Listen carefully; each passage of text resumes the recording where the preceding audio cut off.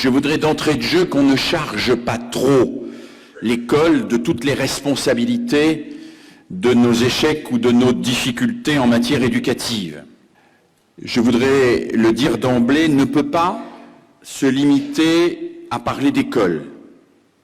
L'éducation, pour vous, pour moi, pour chacun d'entre nous, c'est aussi évidemment la famille, c'est aussi évidemment le tissu associatif et culturel, c'est aussi l'environnement urbain ou rural, ce sont les médias, c'est l'ensemble de ce qui contribue à aider un enfant à vivre et à se développer. Je voudrais d'entrée de jeu qu'on ne charge pas trop l'école de toutes les responsabilités de nos échecs ou de nos difficultés en matière éducative. C'est toute la société, dans chacun de ses actes quasiment, qui contribue à passer un message éducatif, qui contribue à parler d'éducation, qui contribue à dire aux enfants ce qu'ils peuvent être, voire parfois ce qu'ils doivent être.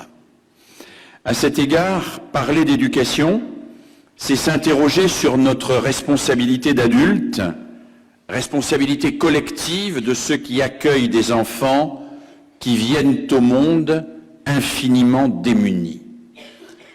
Vous le savez, la caractéristique de l'espèce humaine, c'est que nos petits hommes, avant de devenir des petits hommes ou des petites femmes, des petits humains, ont besoin d'être éduqués.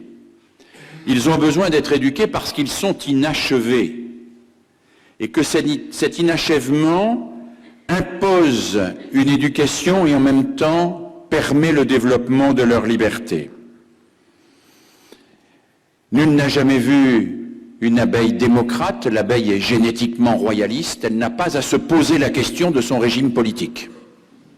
Elle naît avec son régime politique dans les gènes. Mais aucun humain ne naît avec son régime politique dans les gènes. Et chaque humain est assigné à jouer un rôle, le sien, dans l'instauration de son régime politique, dans la société dans laquelle il va vivre. C'est la raison pour laquelle chaque petit humain a besoin d'être éduqué.